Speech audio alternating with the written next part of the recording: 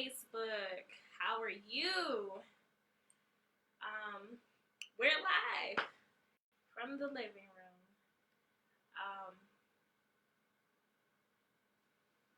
I'll give it a moment. A couple of people to catch on. Seniors, parents, call your friends. Let them know we are live and I'm answering your questions. So, chime in.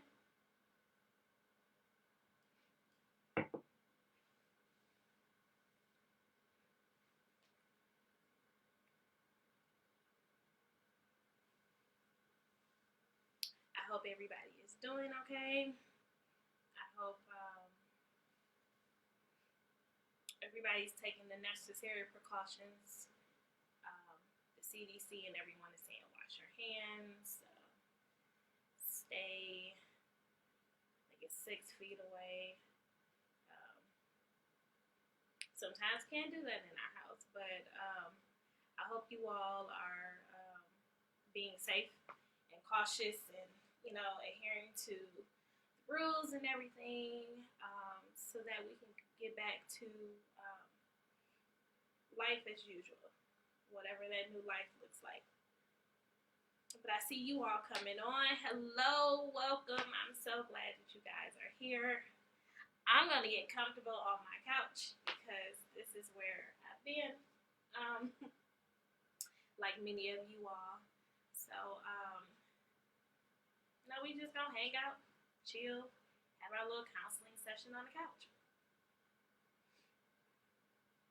So like I said, I sent out the notification and I asked you all to give me your questions that you all have, as far as what do you want to know about college and career, not being in school right now. I know you have a lot of questions for your counselors. Maybe they're not responding as fast as, walking into the counseling office goes. But I want to make sure that I did address a lot of the concerns that you all have. So I got my handy dandy notebook with all of the questions and answers that we're going to go through. But please feel free to email me or DM me. I have my phone with me, so I'll get your notifications right away. But yeah, so let's get into it. So the first question that you all said, since campuses are closed, how do I visit my dream school? A lot of colleges are doing what a lot of your schools are doing. Everything is remote, is electronic and things like that. So a lot of schools are now doing virtual tours. So a virtual tour is basically, it's not just your pictures and things like that, but they actually had someone go around campus, walking around, explaining what the different buildings are, what programs are housed out of it, the different dorms and things like that. So if you have not been able to take a tour of your dream school, then I suggest that you go on their school website and look up virtual tours. Looking up virtual tours, you can also email your school's rep. So if you don't already know who your school rep is, I do recommend that you go and go on the school's website and go up under admissions. And under admissions, sometimes it says contact us. You can look there for contact us, and it'll give you a list of your admission reps and tell you what region they're in. You can also call the number in admissions or send an email. Those will be your best options. And then actually, how do I get a virtual tour? So I know offhand that University of Toledo do virtual tours, and so does Oakland University. So go to the school's website, make sure that you look into that, and then you'll be able to do a virtual tour that way. Now, full discretion, not all schools do offer a virtual tour. I know a couple of years back, Alabama A&M used to send out these DVDs that kind of had a tour that way. So just contact them and let them know that you're interested. All right? Cool. All right, second question. Is it too late to do the FAFSA? No, it's not too late to do the FAFSA. So in Michigan, which is where I'm located, in Michigan, we had a deadline for March the 1st. And that was really because of some of the grant funding that we all do. So like we have TIP and the Detroit Promise and things like that. So in order for you to be eligible for those grants and things, the state of Michigan said our deadline was March the 1st. But the government is giving you until June 30th, 2020. Once again, the government is giving you till June 30th, 2020. So you still have time to do it. I highly recommend that while you're at home with your parents or guardian, that you actually sit down and ask them to help you go through it. So remember, this is what you need in order to do the FAFSA. Number one, you need your parent or guardian's 2018 tax information. 2018 tax information. So these are the taxes that they filed last year, not the ones that they are filing this year, the ones from last year. So thank you, Mr. Obama, for putting that initiative in, because that makes it a little bit easier. These taxes should have already been done, right? So use 2018 taxes, and then also you want to use, you have to have an FSA ID. So back in the day, we used to do PIN numbers, and they were like 4 digits. Now we use a username and a password. So the high school senior and the parent who taxes information you're using, you both need an FSA ID. You can do a simple Google search and put in FSA ID, and it'll take you to the website for you to create it. And then once you create it, just go on the FAFSA webpage. But remember, you are doing the 2020-2021 application. Now, 2019-2020 is still available on there, but that's like students that are enrolling in college now, or you plan on taking some summer classes. That money is used for that. But to my seniors that are starting school in the fall, make sure you do the 2020-2021.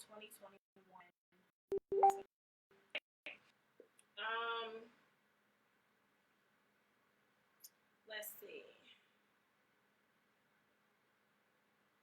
I think that's it for that question. So get those FAFSAs in. Please don't forget. You have until June 30th. But yeah, if you need help, I am available if you need help. So I'm going to give you guys a little secret. I know it's tough times right now, and a lot of people are at home and we're out of work right now. If you need help doing the FAFSA, please make sure you email me or DM me. I will contact you, and I will help you go through the FAFSA.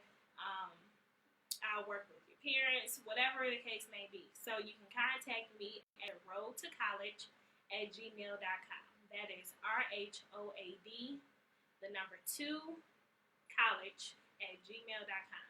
Or you can DM me on either Instagram or Facebook. Send me your email address, and then we'll go from there. All right? All right, question number 3. When do I need to make my decision by? So, many colleges are saying May the 1st of every year. May 1st is the year that or the day that you need to make your college decision. That's also the day that they have you to either pay your housing deposit or enrollment deposit. Now, these vary from school. I've seen some as low as $25. I've seen some as high as $150. Some even $300. But it's up to the school. But May the 1st is a decision day that you need to make your decision on what school you want to go to. The reason why they give you May the 1st is they just want to see how many students are actually planning on enrolling. And it's not just telling them or calling them saying, hey, I'm coming. No, you got to put your money down. So that solidifies that, number one, you have a place to stay. It also solidifies letting them know that you're coming, so they know how many students to prepare for when it comes to registration, and make sure that they have enough sections of a class for you to get into, so that students are not waiting or prolonging their graduation. So May the 1st is the day that you need to go on and to make your decision. You can make it before then. If you absolutely know today that the school that you want to go to, school that you go to, you can let them know today. At least find out how much the housing and or enrollment deposit is in order for you to go. Now, some schools, there is no deposit. So you'll look up on that way. But the more you know now, the better you'll be prepared. So keep that in mind. May the 1st. Now, I understand everything that's going on, and COVID-19 has put a lot of things on pause, but as of right now, May the 1st is still the deadline. Some colleges may have extended that. Like I said, it's best if you all call. Now, a lot of people are at home, and college phones don't work at home that way, but they do have access to their email. So make sure that you are calling and emailing. Either or, make sure that you get in touch with someone so they can answer that question. All right? So again, May the 1st. Don't forget. Question 4. I qualified for the Detroit Promise, but what is it? So the Detroit Promise is twofold. The easiest way that I can explain it is there's like phase 1 of the Detroit Promise says that if you are a Detroit resident and you're graduating from a Detroit high school, it doesn't matter if it is public or private or charter, then you are eligible to go to the community colleges and your tuition will be paid for, right? So here's the thing. These are the 2-year colleges that you can go to. Macomb Community, Oakland Community, Wayne County Community, Schoolcraft, Jackson Community, and Henry Ford. These are the schools that are part of the Detroit Promise with that phase. No GPA or SAT is required for that. You just have to graduate, right? The thing with that is the Detroit Promise are last dollar, is a last dollar scholarship. So basically, you have to do your FAFSA. That's number 1. You can do the Detroit Promise if you have not done your FAFSA. So make sure your FAFSA is completed. When the FAFSA is completed, the money that you get from that, it'll automatically go to the school once you make that decision of what school you're going to. If the tuition for that school is more than the financial aid that you're getting from the FAFSA, then the Detroit College Promise will step in and they'll pay the rest. Now, it only covers tuition. It does not cover books. It doesn't cover room and board, meals, technology fees, none of that. Just strictly tuition. Okay? So keep that in mind. On the other hand, the Detroit Promise says that if you graduate from a Detroit high school and you lived in Detroit all 4 years while you were in high school, and you have a 3.0 GPA or higher, and you have a 1060 on the SAT or higher, then you can go to this list of 4-year universities in the state of Michigan and your tuition will be paid for. Once again, same thing, you have to do the FAFSA. Once your FAFSA money is applied to your tuition, any gap that you have, then the Detroit Promise will come in and they are the last dollar resort. So they'll come in and they'll even out your balance. So for those who plan on staying at home, this will be great because essentially Detroit Promise likes to step in so that you don't have to pay anything out of pocket. From experience, a lot of students tend to do this because it's cheaper, and also they get to stay at home and then they get to work as well. Miss Keena, I got your question. I'm getting right to it. That is my next question on there. Thanks for joining. So these are the 4-year universities that you can attend using the Detroit Promise. So these schools do not have a limit, meaning that as many students that qualify for the Detroit Promise, they can get into the school, right? So you have Albion, Alma, Cleary, Eastern Michigan, Grand Valley State University, Medina University, Michigan State University, Oakland University, U of M Ann Arbor, Dearborn and Flint, Walsh College, Wayne State University, Western Michigan, Central Michigan, Michigan Tech, Northern Michigan, Rochester, Saginaw Valley State University, and University of Detroit Mercy. Once again, that list of schools is for the 4-year universities that you can go to under the Detroit Promise, and they don't have a limit of how many students they accept. So make sure, Gave you a little bit of wrong information. Central Michigan, Michigan Tech, Northern Michigan, Rochester, Saginaw Valley, and University of Detroit Mercy. They do have a limit of how many students they will accept. They don't tell you on the website how many it is that they will accept, but just know they have a cap. So they have so much money that they set aside strictly for students who have the Detroit province. But I've never had a problem with any of my students being turned away from it. So that's one thing that's good about it. So once again, make sure that you complete your FAFSA. We have all these great scholarships and things out there like the Detroit Promise. But it's important that you make sure that you do the FAFSA, because if you don't do the FAFSA, then you don't qualify for this. All right? I think I answered all of that for you all. So the next question is, I qualified for TIP, but what is it? So TIP stands for the Tuition Incentive Program, and this is only available in the state of Michigan. All right? So students that qualify for TIP, that means that you can only use this money for schools in Michigan. You can't take it to Ohio or Illinois, anywhere else that you want to go. It's only for schools in the state of Michigan. So TIP has Phase 1 and Phase 2, right? So Phase 1 means that this money is available for you if you plan on going to a community college, right? So that means you get the money right away. Phase 2 means that you'll still get the money, but you won't get it if you go to a 4-year school until your 3rd year. So TIP really is saying, we have this money for you, but they want to make sure that you're going to be successful. They want to make sure that you stay in school. So if you go to a 4-year school, you won't be able to get your TIP money until your 3rd year. If you're going to community college, because you can essentially graduate with your associate's degree in 2 years, then you'll get the money right away. So that's the difference between Phase 1 and Phase 2. So how do you qualify for it? If your family has ever received Medicaid for 2 consecutive years since you were the age of 9 all the way up to high school, then you qualify. So some students started getting notifications since the 8th grade, letting them know, like, hey, you qualify for TIP, you need to do this application. If you are a senior now, contact your counselor to find out if you how to do the application.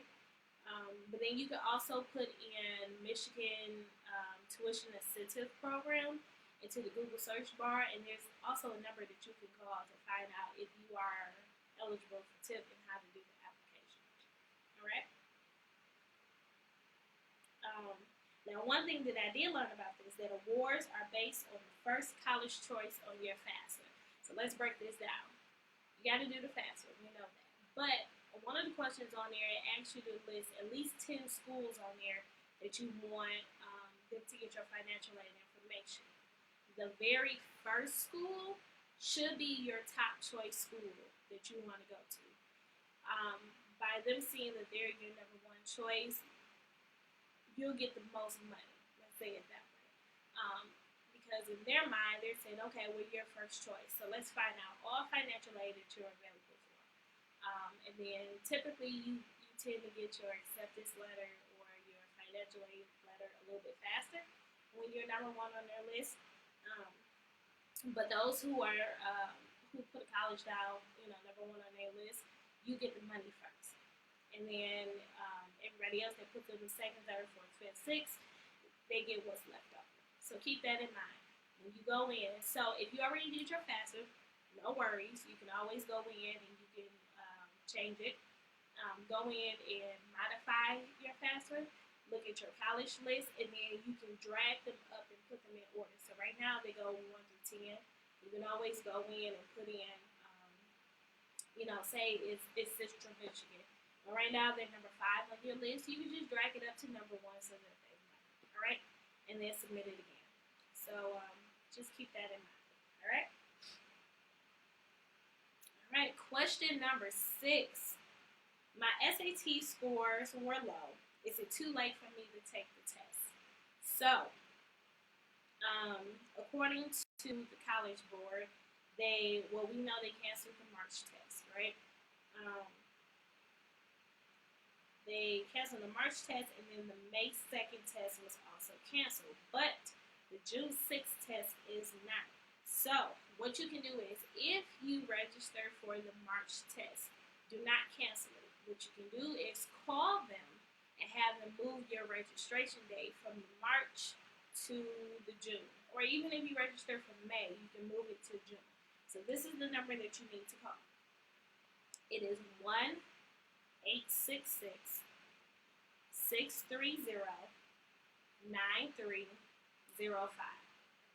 Once again, that number is 1-866-630-9305. Call them. Don't email them. Don't go into your College Board account, and then I know there's an option that says, you can alter your date or change your date. Don't do that. If you do that online, they're going to charge you. But if you call them, they're not going to charge you to move your date. It's already expensive enough. And then if you use the fee waiver, you only have 2 fee waivers that you can use in your lifetime in order to take the test. So make sure that you call them so that you can get your test moved.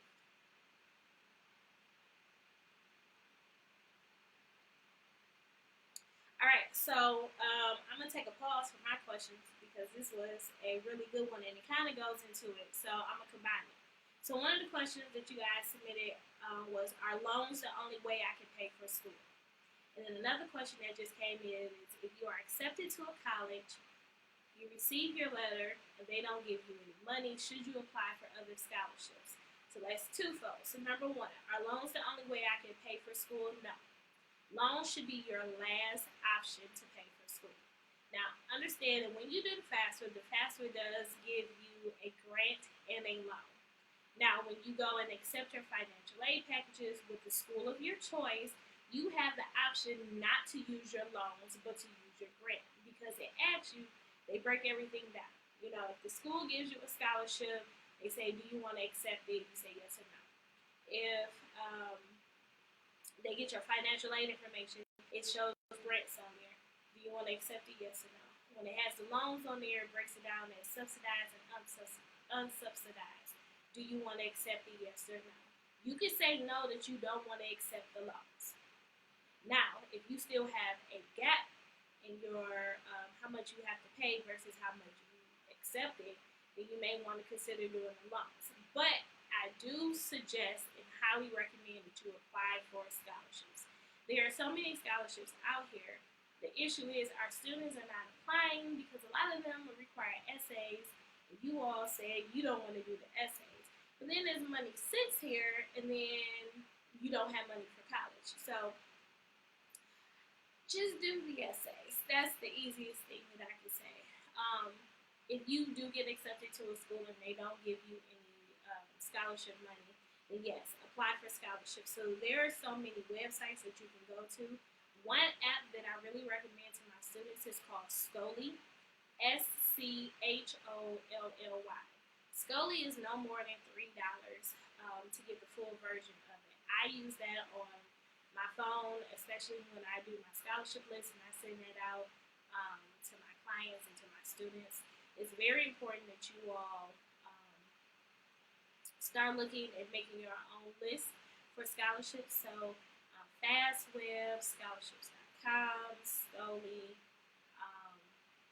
Chegg has one, CHEGG.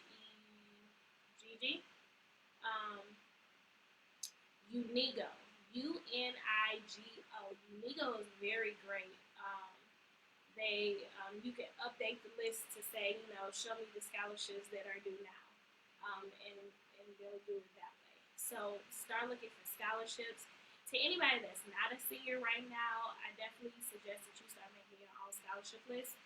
You can apply for the scholarships now. If you do get the scholarships, of course you can't use it until you become a senior or until you go on to college, but at least the money will be there. So let's not wait until our senior year to apply for scholarships. You can start building up your scholarships now and just have that money sitting there to the side. At least you know how much more you need to do. Or if I need to take the SAT or ACT again so that I get a higher score so I can get scholarships. Or I need to work harder to get my GPA up. You just want to make sure that you're fully aware of what you need in order to get scholarship. All right. Um, Ms. Keena, did I answer your question? I hope I did. But yes, definitely look for scholarships for other avenues. And then also look at the school's website and go to their financial aid and scholarship page. They do have some specific scholarships to the school. So if you plan on going into a specific program, you want to go to a specific program, so like engineering has their own scholarships. If you want to be in a band or if you want to be in the choir, play an instrument, they have different scholarships for that. They have scholarships for nursing. They also have teacher scholarships and things like that. So make sure that you go and look on the school's website and look at what specific scholarships they have for those colleges so that you're fully aware of it and that you can apply, because they may not have offered it to you. A lot of colleges give you scholarships based off of merit, not necessarily need. So merit is your GPA and your SAT score. This is why so many times your teachers and your counselors stress about getting good grades and getting good test scores. But everybody is not a good test taker, and some people struggled a little bit in the 9th and 10th grade, and they're working their way up, which is totally fine because you're more than your test scores and your SAT and your GPA. You may be artistic, you may have a passion for writing and poetry. That's why you need to find scholarships that are specific to you and things that you can do that can help you get the money that you need, if that makes sense. Let's see. All right, question number 8. I want to go to a university, but not right away. What are my options? So, listen up closely. To my students who maybe your GPA is not that good, SAT is not that good, you don't think you can start off good in a university, college, or whatever, take some time right now while you're sitting at home and find out what is it that you want to do. What is it that you like? What sparks your fire, right? And take that passion and do a simple Google search. Google is our best friends, okay?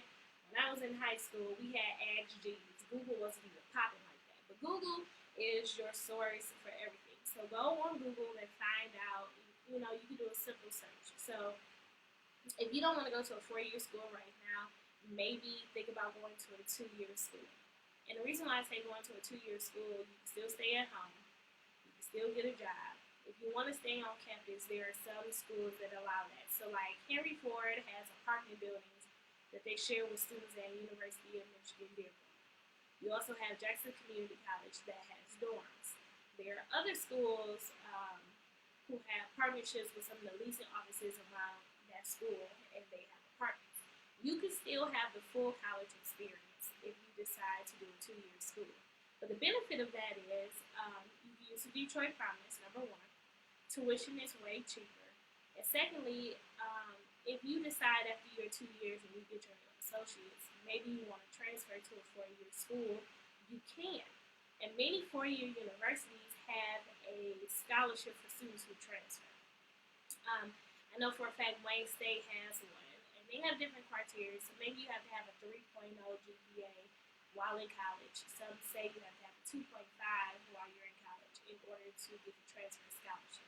So think about that. There's still money out there. You want to save money, maybe you don't have it right now. Try the 2-year route, and then you can transfer to a 4-year school. If you want to take a year off to save money, definitely do that.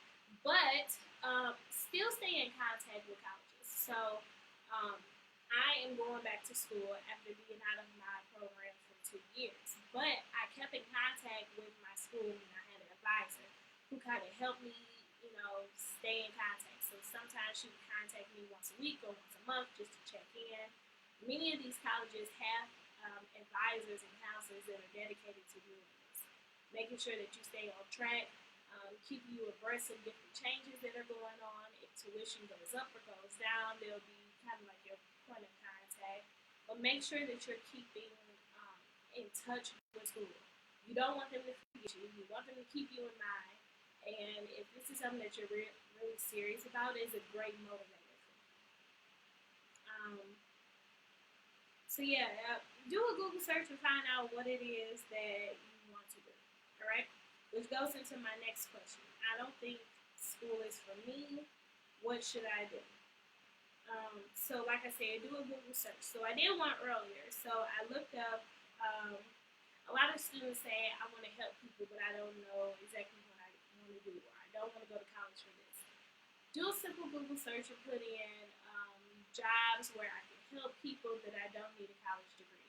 There were so many things that came up, like pharmacy tech, um, nurse's assistant, um, working in a nursing home, being a secretary, and things like that. So, um, do a Google search, see what's out there, see if anything sparks your interest, and if so, kind of do your research on how you can do that. But I will also recommend, if you know somebody that's in the field that you want to go into, connect with them. Let them be your mentor, and simply ask them, how did you get here to where you are? So if you like the day-to-day interaction, you like the face-to-face interaction with people, you have a good spirit, a friendly attitude, a warm and welcoming spirit, and you want to be in the public, and you can do that just about anywhere. You can work in retail, you can work in fast food or a restaurant. Um, I thoroughly enjoy when I go to CVS and my pharmacist greets me with a smile when I have to pick up my medication. And some of those jobs you don't need a degree for.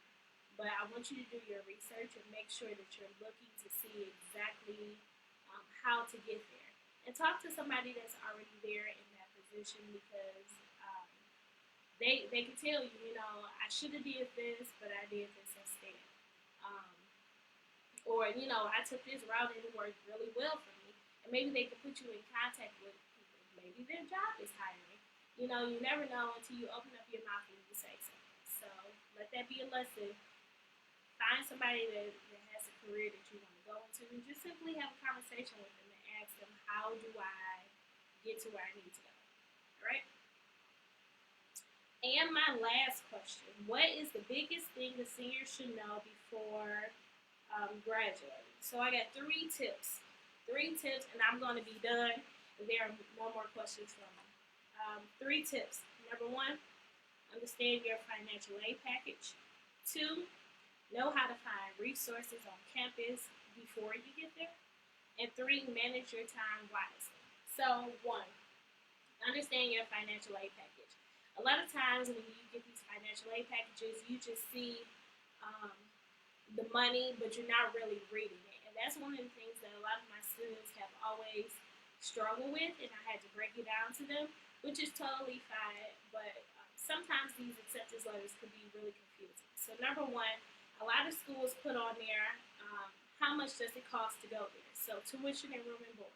So say it's $26,000. What a lot of schools would do is put everything on there that you received and things that you can get to equal $26,000. And then students think, oh, I have a full ride to school.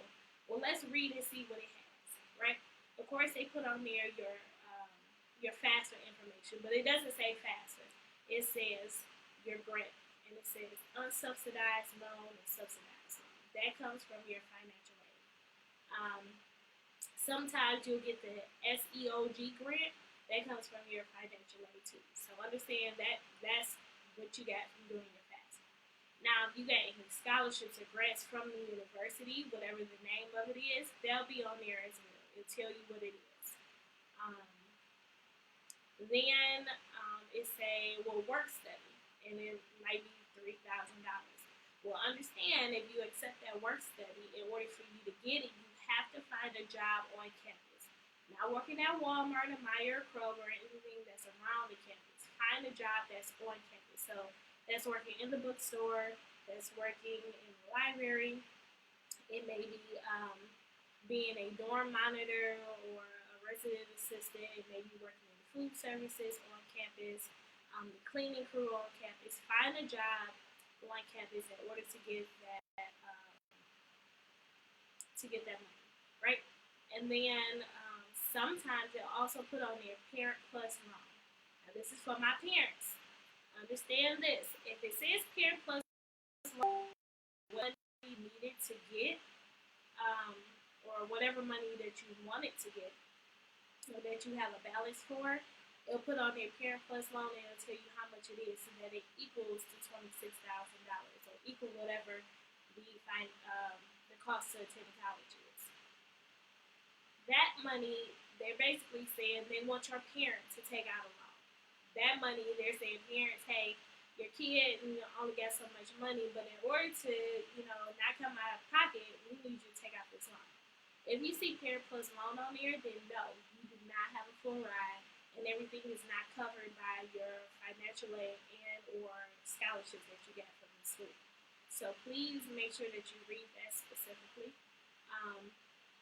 And then a lot of times they may not even put a Parent Plus loan on there, but see how much money they're expecting for you to pay out of pocket in order to go there. And that's why they give you until May 1st to make a decision, because now is the time where financial aid award letters are coming out, and students have to actually sit down and compare and look and see what is it that I want to, where do I want to go? Who is the easiest option for me to go to? So make sure that you read that and understand your financial aid award letters. If you're not clear, please call the financial aid office. That is their job, to break it down to you and make sure that you understand exactly what they're talking about. Because if you don't, what you don't want to do is go to a school and then you move everything in, and then first semester is good, but then second semester you don't have a lot of money, and then you're sitting there and you're trying to figure out, like, where's my money? It happens a lot, and a lot of students come home for Christmas and then they don't go back. I want to make sure that everybody understands their financial aid award letter. Anything you don't understand, please ask.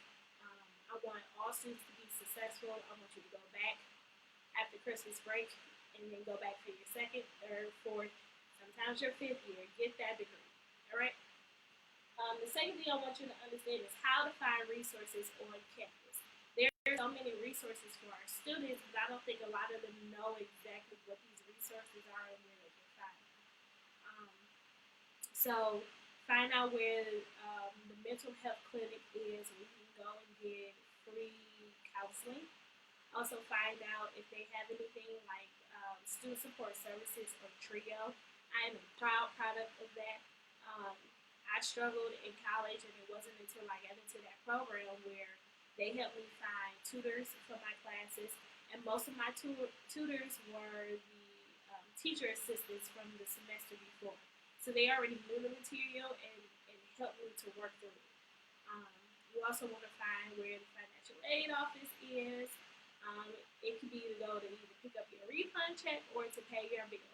You want to know where that is. Also, where the academic advising offices are. You will be assigned an academic advisor, but you want to find out where their office is. I had a great one, and I had a weekly appointment, and sometimes I'll just pop in just to say hi or whatever. So make sure you know where that is.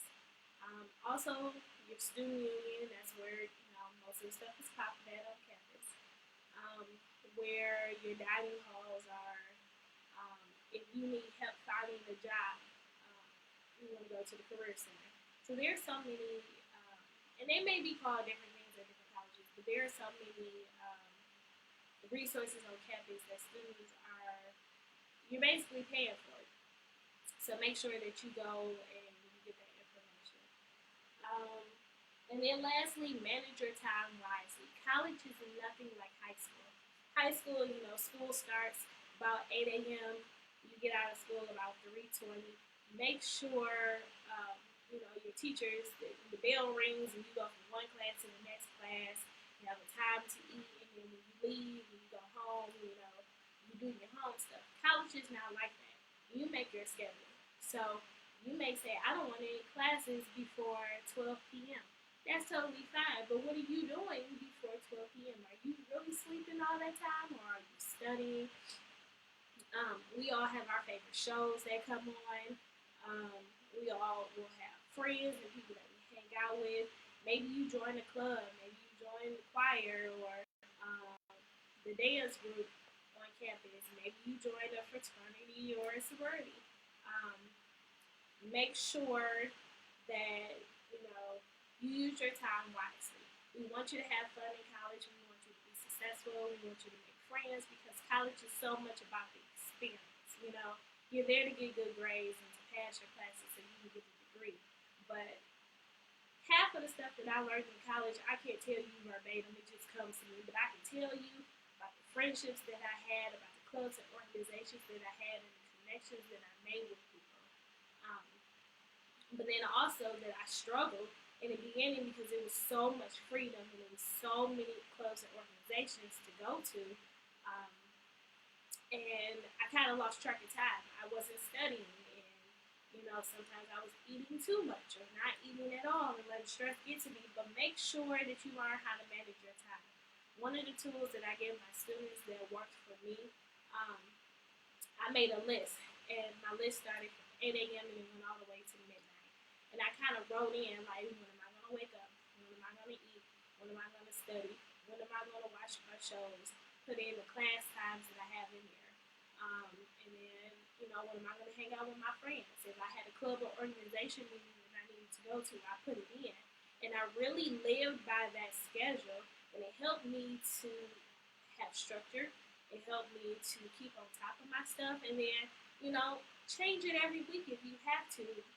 Sometimes this week I had more time than I had this week, or I had a test coming up, so I had to cut out seeing my friends for an hour and use that towards studying. But it's fluid, it changes, and it changes based off of you and what's going on in your life. So make sure you learn how to use your time wisely, and you'll be fine. You'll be fine. So those are the questions that I had. If you have any questions for me, please let me know. I'm going to check my phone now to see if any questions came in. But, yeah. If you have any questions for me, you can put them in there. I truly thank you for coming on. I truly thank you for sending in your questions. And like I said, if you have any more questions for me, feel free to email them, and I will contact you directly and answer them for you. But from my couch to your couch, thank you so much for being on. I hope that you guys are staying safe, wash your hands, practice social distancing, use your house party or Skype or FaceTime or whatever you have to call your family and friends, and stay safe.